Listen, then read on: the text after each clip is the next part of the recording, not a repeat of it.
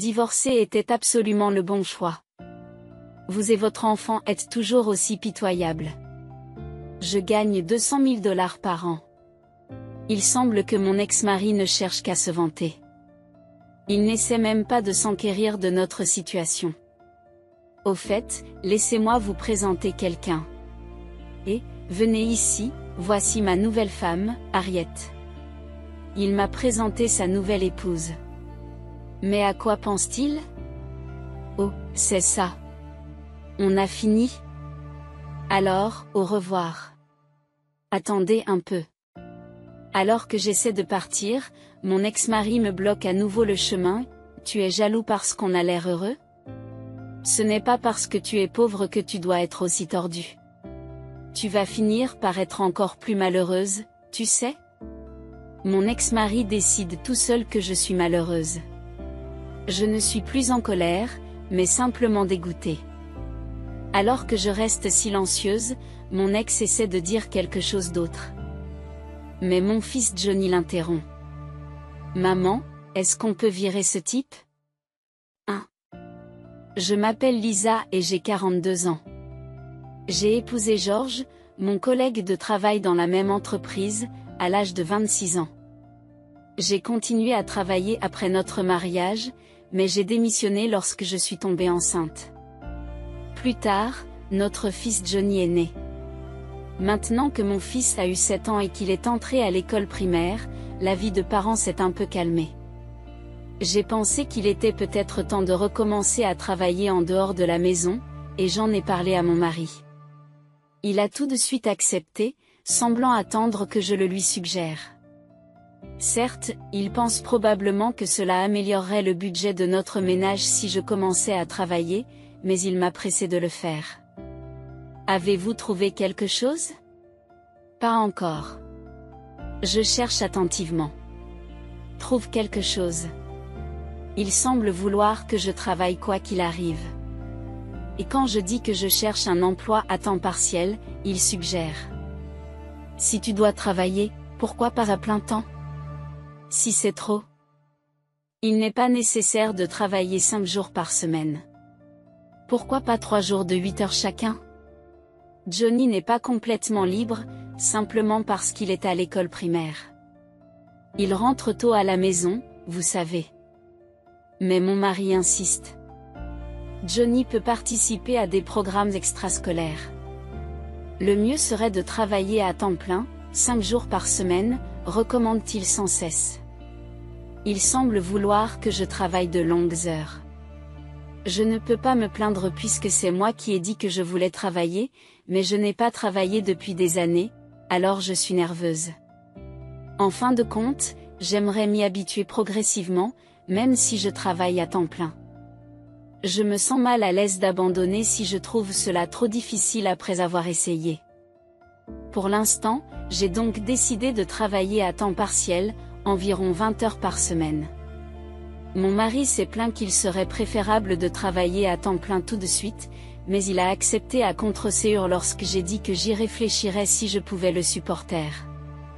Je ne pensais pas qu'il se soucierait autant de nos finances. Honnêtement, j'ai trouvé qu'il me harcelait un peu au sujet de ma recherche d'emploi, mais j'ai aussi été satisfaite. Mieux vaut un conjoint qui se préoccupe des finances qu'un conjoint qui ne s'en préoccupe pas, surtout dans le cadre d'une relation à long terme. Mais je me suis rendu compte plus tard que cette perception était erronée. Quelques mois après avoir commencé à travailler à temps partiel, j'ai reçu un message sur mon téléphone. Me demandant de qui il s'agissait, j'ai vérifié et j'ai vu un nom très familier. Il s'agissait de mon ancien collègue. Et aussi le collègue actuel de mon mari. Je me suis dit que cela faisait longtemps et j'ai lu le message avec désinvolture. Puis j'ai été tellement choquée par le contenu que j'ai haussé le ton. Qu'est-ce que cela signifie?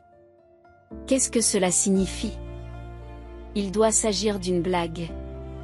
Cela fait longtemps que je ne t'ai pas vu. J'ai vu votre mari l'autre jour, il avait l'air très amical avec une femme. J'ai pensé qu'il était peut-être infidèle, alors je vous ai envoyé ce message. Le message m'informait de la liaison de mon mari. Il contenait même des photos. J'ai été profondément bouleversée. La personne sur la photo était clairement mon mari, et la femme avec qui il était bras dessus bras dessous était une inconnue pour moi. Même s'il s'agissait d'une femme que je connaissais, il aurait été tout à fait anormal de se retrouver ainsi bras dessus bras dessous. Alors que j'étais sous le choc des photos, un autre message m'a été envoyé. Cette femme est en fait la fille du directeur de la division. C'est une employée de notre société, elle sait donc que votre mari est marié.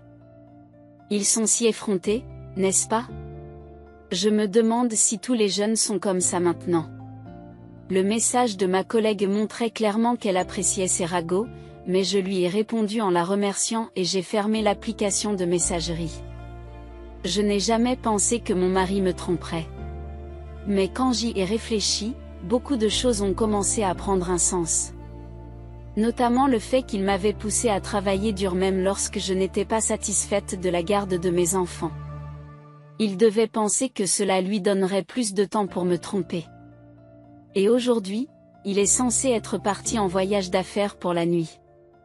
C'est probablement un mensonge pour passer du temps avec sa maîtresse.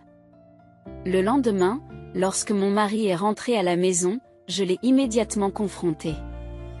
Je savais que si nous devions divorcer, je devais garder la tête froide et rassembler des preuves, mais je ne pouvais pas faire comme si tout allait bien. De quoi s'agit-il? Lui ai-je demandé en lui montrant la photo. Mon mari a été un instant décontenancé, mais il s'est vite repris et a répondu avec assurance. Ah, si tu le sais. C'est qu'il n'y a rien à faire. C'est exactement comme tu le vois. J'étais surprise, je m'attendais à une sorte d'excuse. Cette femme est la fille du chef de division, n'est-ce pas? Le chef de division est destiné à monter encore plus haut dans l'entreprise. Vous comprenez ce que je veux dire? Pour être franc, je gagnerais plus à épouser cette femme. Cela garantirait ma promotion. De plus, elle est plus jeune et plus jolie que vous. Il m'a regardé d'un air dédaigneux. Je pensais que s'il pleurait et s'excusait, je n'irais pas jusqu'à divorcer à cause de notre enfant, Johnny. Mais son attitude, qu'est-ce que c'était? Il ne semblait pas du tout se sentir coupable de m'avoir trompé. Il me comparait même effrontément à sa maîtresse, disant qu'elle était meilleure que moi. Était-il vraiment ce genre d'homme? J'étais très déçue. Comme je restais silencieuse, il a pris de l'assurance et a continué. Eh bien, c'est comme ça. Je pense que nous devrions divorcer. C'est un peu plus tôt que prévu, mais j'allais finir par te le dire, alors ça tombe bien. Et c'est ainsi que nous avons divorcé. Après avoir entendu tout cela, je ne pouvais même pas prétendre que je ne voulais pas divorcer. Il était préférable pour ma santé mentale d'obtenir rapidement la pension alimentaire et de diviser les biens, puis de divorcer. Il a payé la pension alimentaire au montant que j'avais demandé et m'a donné presque tous les biens. Naturellement, j'ai obtenu la garde de Johnny. Il avait l'intention d'épouser la fille du directeur de la division, et il semblait donc penser qu'un peu d'argent n'était pas un problème. Lorsqu'il a quitté la maison, il est parti en disant « Fais de ton mieux pour t'en sortir ». Faites de votre mieux pour vous en sortir? Élever un enfant avec un seul revenu ne mène pas à la richesse. Contrairement à vous, je rejoins les rangs des riches. La famille du directeur de la division est riche, après tout. Nous ne nous reverrons probablement jamais. Alors luttez en bas de l'échelle. C'étaient des paroles incroyables pour un homme qui avait un enfant de son propre sang. J'étais soulagée du fond du cœur d'être débarrassée d'un tel homme. Bien que je me sois sentie soulagée mentalement, la vie quotidienne était vraiment difficile. Même si j'avais reçu une pension alimentaire et des biens, je n'avais pas beaucoup d'économies et je devais donc travailler dur à partir de maintenant. Travailler à temps partiel ne suffisait pas pour s'en sortir. Finalement, j'ai dû quitter mon emploi à temps partiel pour travailler à temps plein. Je me sens mal pour Johnny, mais une fois qu'il aura terminé l'école primaire, je lui demanderai d'aller tout seul à des programmes extrascolaires. De manière inattendue, je me suis retrouvée à travailler à temps plein, et tout est devenu difficile d'un seul coup. Lorsque je rentre à la maison après un travail peu familier, je dois faire toutes les tâches ménagères toute seule, ma vie a complètement changé. Le temps passe vite, car je suis trop occupée chaque jour. Avant même de m'en rendre compte, cette année se sont écoulées depuis mon divorce. Mais même si je suis très occupée, les humains peuvent s'adapter. Maintenant que Johnny est au collège, il peut se débrouiller seul. Je pense qu'il est devenu un garçon très responsable, comparé aux autres garçons de son âge, peut-être parce que je suis toujours très occupée. Il fait même la cuisine et la lessive à ma place. Grâce à lui, je suis libérée des tâches ménagères et de la garde des enfants. Depuis quelques années, j'ai du temps pour moi. Ma vie personnelle et professionnelle se portent très bien. Aujourd'hui, je peux le dire clairement. Je suis certainement heureuse d'avoir rompu avec cet homme horrible. Si j'avais continué à être mariée avec lui, je n'aurais pas la vie que j'ai aujourd'hui. Mais un jour, alors que mon fils et moi faisions des courses au centre commercial local, je suis tombée sur cet homme terrible. C'était mon ex-mari, Georges. Je ne l'ai pas remarqué, mais il a commencé à me parler. « Et, ce n'est pas toi, Lisa ? Ça fait longtemps qu'on ne s'est pas vu. Tu as vraiment vieilli. » C'est ce qu'on dit à quelqu'un qu'on n'a pas vu depuis longtemps ? Une personne normalement sensible ne dirait jamais cela à une femme. En un instant, j'ai compris qu'il n'avait pas évolué en tant que personne. Quelques secondes après l'avoir rencontré, je me suis énervée et j'ai riposté. Je me suis énervée dès les premières secondes de notre rencontre et j'ai répliqué « Hein ? C'est toi qui as beaucoup vieilli. Je ne t'ai pas reconnu pendant un instant. » Honnêtement, Georges avait vraiment beaucoup vieilli. Je ne l'avais pas vu depuis 7 ans, mais j'avais l'impression qu'il avait vieilli 2 fois plus. Ses cheveux étaient clairsemés et son ventre était à l'air, montrant une silhouette d'âge mûr. J'ai pensé que parler à mon ex-mari était une perte de temps, alors j'ai essayé de m'éloigner en disant « Oh, eh bien, ça fait longtemps qu'on ne s'est pas vu. Mais je n'ai pas grand-chose à te dire. À plus tard. » Mais il n'a pas voulu me laisser partir. Il s'est mis en travers de mon chemin et a commencé à dire des bêtises. Ne sois pas si froid. La famille est à nouveau réunie. Nous allons rattraper le temps perdu. Je ne voulais rien savoir de sa vie. S'il y a une chose dont je voudrais me plaindre, c'est qu'il a cessé de payer la pension alimentaire quelques années après notre divorce. La pension alimentaire n'est pas mon droit, mais celui de Johnny. Le fait qu'il puisse parler aussi ouvertement devant Johnny, à qui cet argent était dû, m'irritait. Mais Georges ne se souciait pas du tout de mon humeur. Il a commencé à parler de sa vie récente, ce que je ne voulais pas entendre. Après notre divorce, je me suis remariée. J'ai épousé la fille du manager qui était sur la photo avec moi. Oh, il n'est plus directeur. Il est cadre maintenant. Et j'ai été promu manager. Je suis en train de gagner, c'est sûr. Pour être honnête, je me fiche de savoir combien Georges a été promu, cela n'a rien à voir avec moi, et je ne suis pas envieux. Tout ce que j'ai pensé, c'est pourquoi tu te vantes de ne pas payer de pension alimentaire même après avoir été promu ?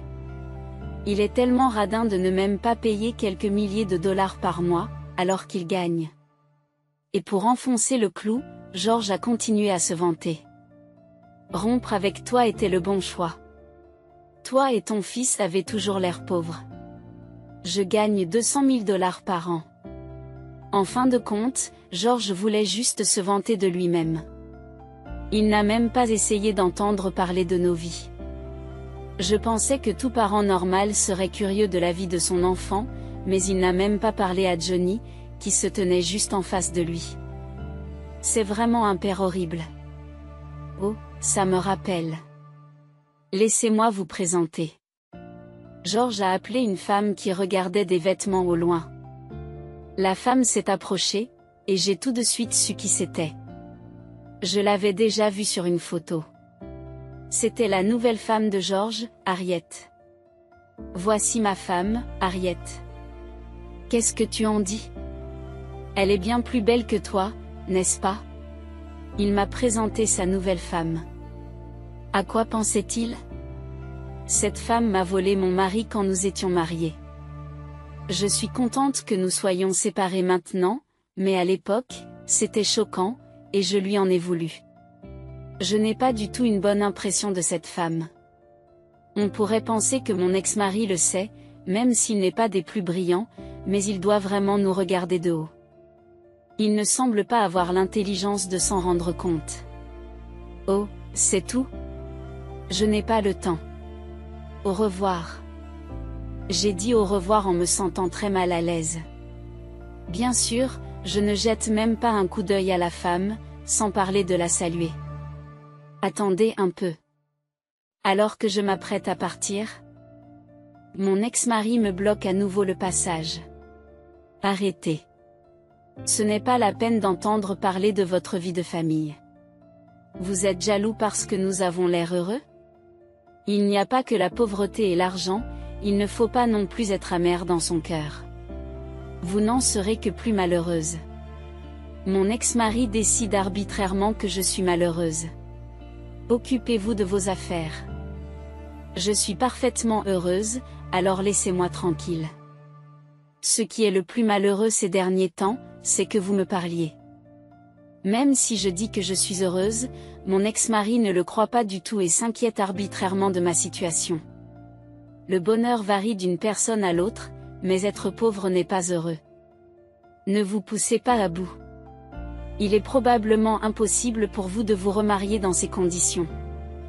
Je m'inquiète pour vous en tant qu'ex-mari, vous savez? En disant cela, le visage de mon ex-mari affichait une expression totalement opposée à l'inquiétude. Il se moque complètement de moi. Quand j'ai regardé le visage de la femme de mon ex-mari qui se tenait à côté de lui, elle souriait aussi, comme si elle se moquait de moi. Je ne serai jamais amie avec cette femme. Elle se sent bien en regardant les gens de haut, c'est la pire des femmes. Je te l'ai dit, tu es bien meilleure. Aie confiance en toi. Mon ex-mari fait-il de la lèche à sa femme actuelle ou la vante-t-il comme étant la meilleure par rapport à moi? Il a été promu grâce à sa femme actuelle, alors il la flatte probablement chaque fois qu'il le peut. C'est vraiment le pire des hommes. Tu es vraiment le niveau le plus bas de la femme. Je n'arrive pas à croire que tu aies pu l'épouser. La femme de mon ex-mari m'insulte, alors que nous venons de nous rencontrer. C'est le pire des comportements.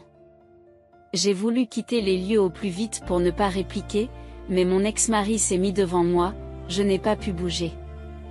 Je vous le dis, nous sommes toujours amoureux. Donc les chances de se remettre ensemble sont nulles. Ne vous faites pas d'illusions. Mon ex-mari semble avoir un délire fou. Il pense que je suis toujours attachée à lui, alors que cela fait 7 ans que nous avons divorcé à cause de sa liaison. Sa tête est tellement remplie de fantasmes que je ne peux rien dire. Lorsque j'étais à court de mots à cause des illusions ridicules de mon ex-mari, il semblait penser qu'il avait raison. Et, trop choqué pour dire quoi que ce soit. Il n'est pas facile d'être un homme populaire. Qu'y a-t-il de populaire dans l'apparence d'un homme d'âge mûr? J'ai dépassé la colère et je commence à me sentir mal. Quand je me suis tue, mon ex-mari a voulu ajouter quelque chose, mais Johnny l'a interrompu. Maman, tu peux virer ce type? Mon ex-mari est abasourdi par les paroles incompréhensibles de Johnny. Il semble que Johnny soit très en colère. Tu m'appelles ce type au lieu de papa? Ça n'a pas d'importance, mais qu'est-ce que tu veux dire? Je ne vais pas me faire virer, n'est-ce pas? Tu es au collège maintenant, étudie correctement. Il parle mal à Johnny aussi. C'est impardonnable qu'il se moque aussi de mon fils bien-aimé. J'étais sur le point d'exploser de colère contre mon ex-mari quand j'ai entendu une voix m'appeler. Qu'est-ce qui se passe ici? Un homme s'est approché en m'appelant.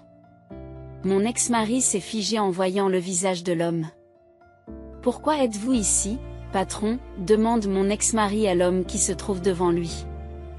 Je suis juste venu faire des courses avec ma famille. Vous voulez dire que je ne devrais pas être là? Non, je suis désolé. Ce n'est pas ce que je voulais dire, mais je me demandais pourquoi vous parliez à mon ex-femme. Oh, c'est naturel. C'est ma femme actuelle, après tout. Quoi? Elle? Non, c'est votre femme, patron? Je n'en reviens pas. En fait, il y a environ 3 ans, je me suis remariée avec le PDG de la société de mon défunt mari, avec qui j'avais perdu ma femme. Le PDG et moi nous sommes rapprochés après mon divorce lorsqu'il m'a abordée alors que je faisais mes courses au supermarché. Comme j'avais travaillé dans la même entreprise que mon ex-mari, je connaissais le PDG.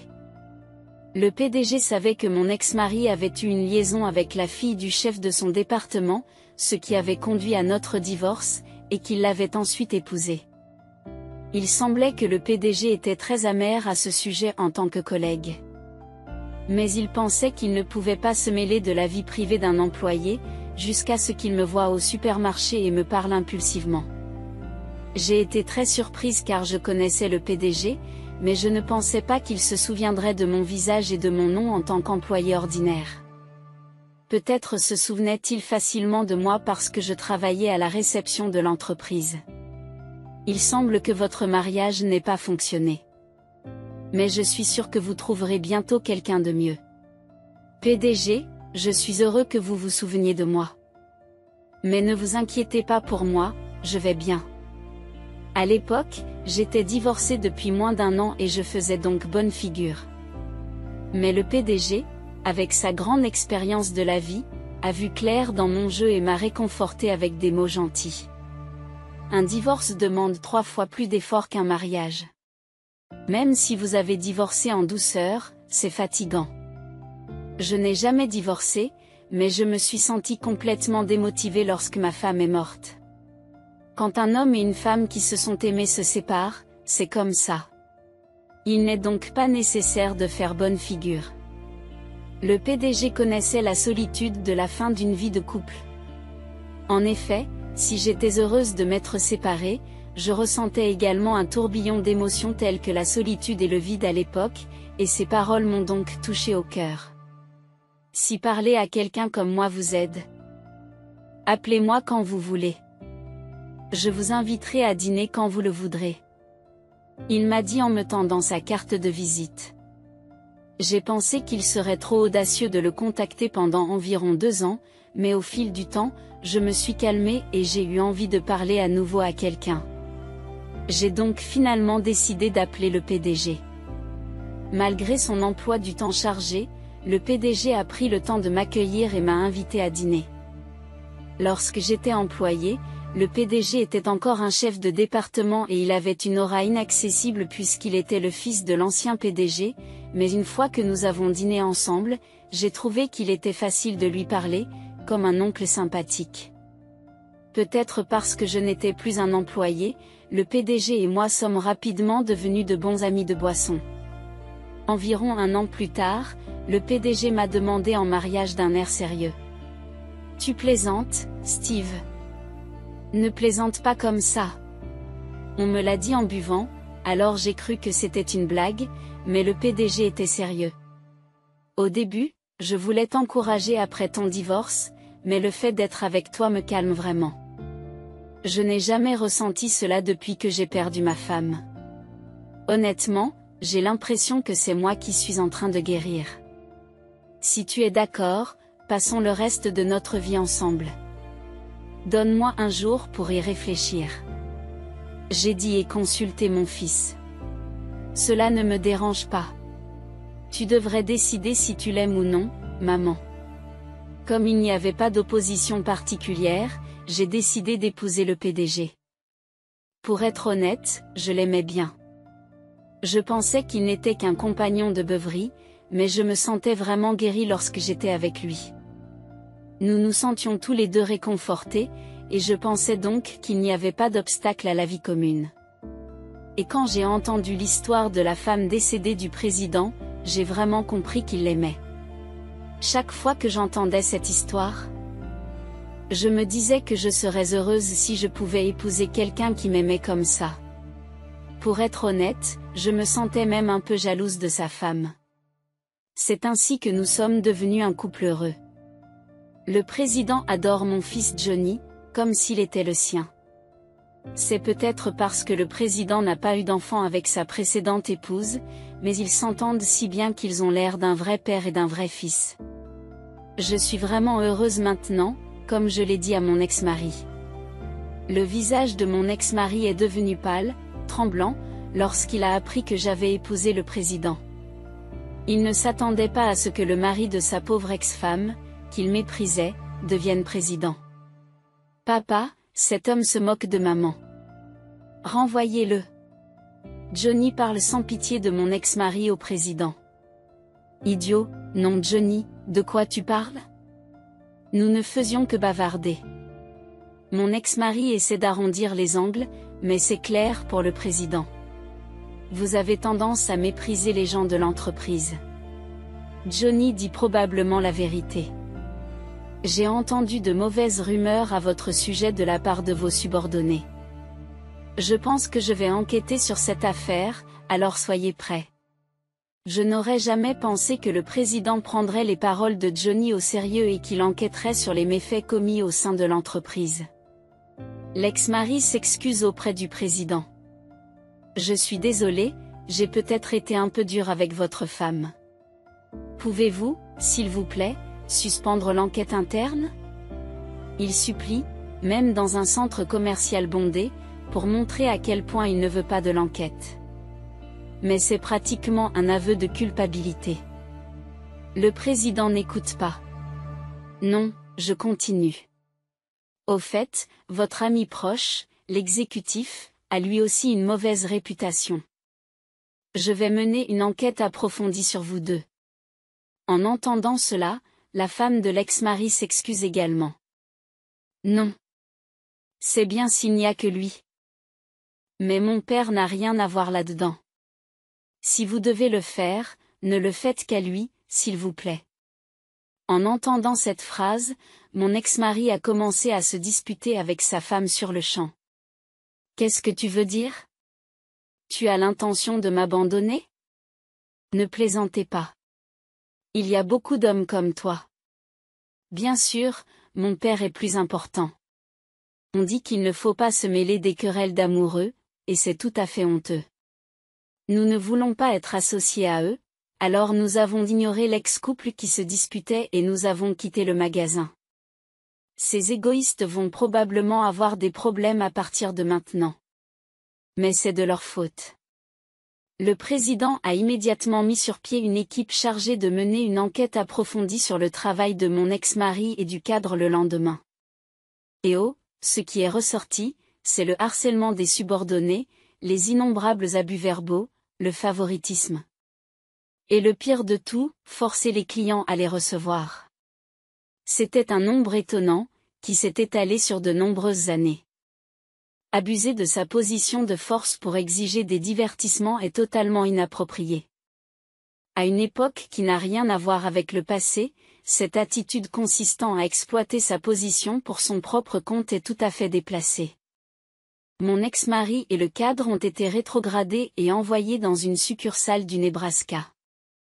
Ils savaient probablement que cela se produirait, c'est pourquoi ils se sont excusés à maintes reprises dans le centre commercial.